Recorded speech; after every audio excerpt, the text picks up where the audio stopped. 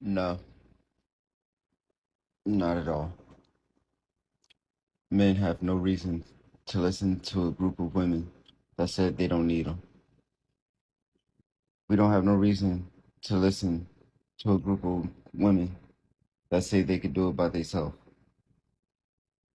We definitely don't need to listen to a group of women that try to say what a real man is, but in the same breath will say they don't need to listen to a man.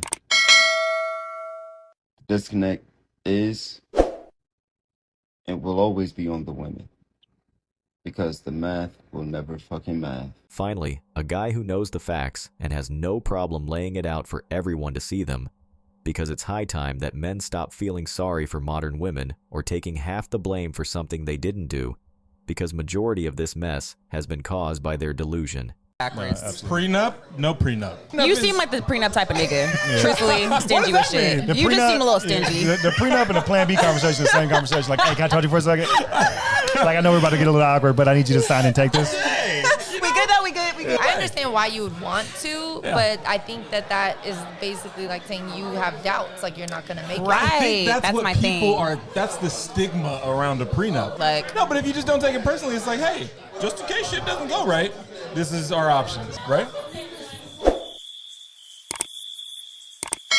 no. Three out of four of us are divorced.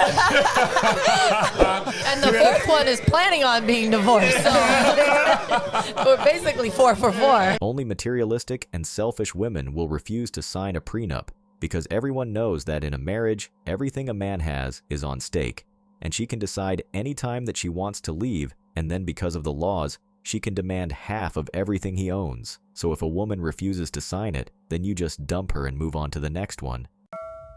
So the whole world is basically bashing me right now because I'm the baby mama who was upset at her baby daddy because he only decided to give his child McDonald's and not the rest of my other 3 kids. I have 4 kids.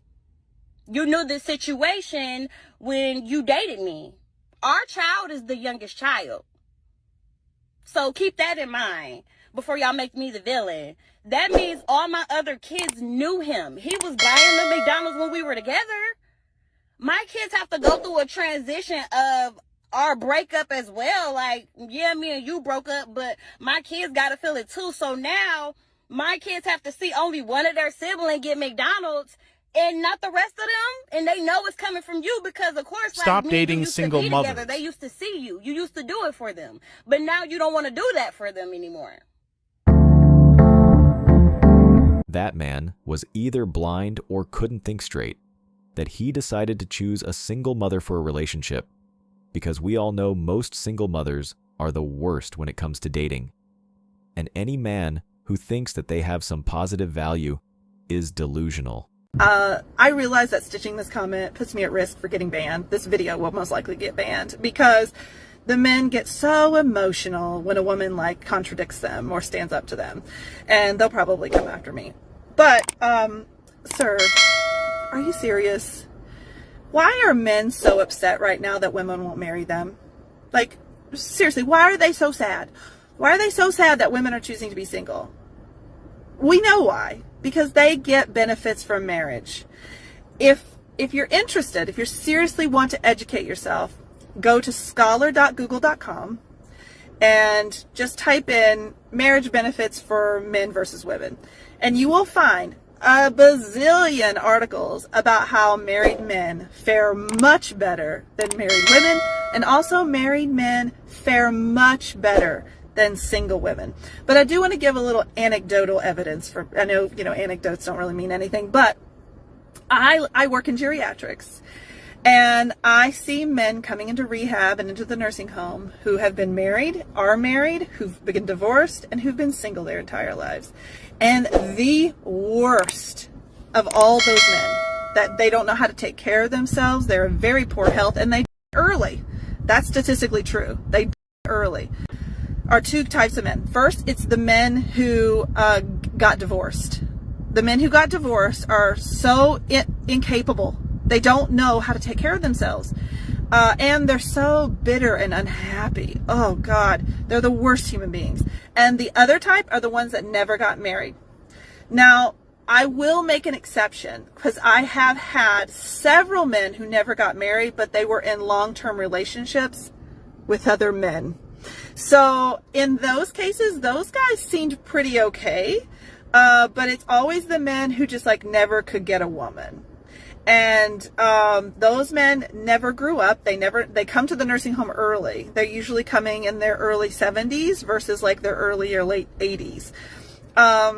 They don't know how to do proper hygiene, so they get wounds, sores. They don't go to the doctor, so whatever their health condition worsens to the point of like no return. They end up in a nursing home. So men who don't have women around, they're basically. And so yeah, marriage benefits women. Women who've never been married, they usually have a large friend group. They usually don't come until their 90s. They don't come into the nursing home as long-term care patients till their 90s. They take care of their health.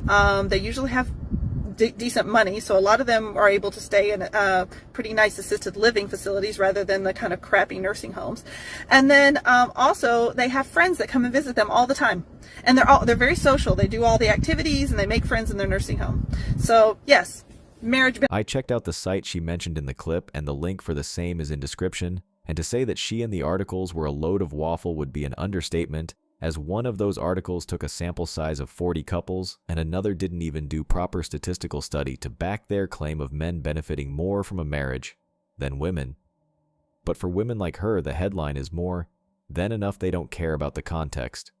Now, TMZ is reporting that Jeannie Mai is asking the judge to hold off on their finalization of their prenup because she reportedly didn't review it thoroughly when she first signed it. Now, on Thursday, which was yesterday, Jeannie Mai and her attorneys had filed that motion with the Fulton County Superior Courts, asking the judge to either deny Jeezy's motion to enforce the prenuptial agreement or at least hold on enforcing it until the parties can exchange info about it. Now, she's stating that they only negotiated that prenup 5 days before they walked down the aisle, and she doesn't think that she was able to properly use due diligence on that agreement. Now, Jeannie Mai is also stating that she has significant reservations about her ex's financial disclosure. Her legal team says the rapper only handed over one personal financial statement with approximate taxes and insists she was legally entitled to thoroughly examine all those documents. Now, just remember, Jeezy is the one who filed for divorce against Jeannie Mai, not the other way around. And he had stated in the divorce that it was I don't know how to pronounce that, but it's broken, which implied that Jeannie Mai had cheated. But Jeannie Mai cleared that up when she had sat down with Jennifer Hudson on her show and said, he may have been the one who cheated. And it's possible that he's going to pay through the nose in their prenup because they had like a cheating clause in their prenup. So maybe Jeannie Mai may have evidence of cheating and she wanted to thoroughly go through that prenuptial agreement just to make sure if she is going to take him to the cleaners that she's going to get everything that she's worth.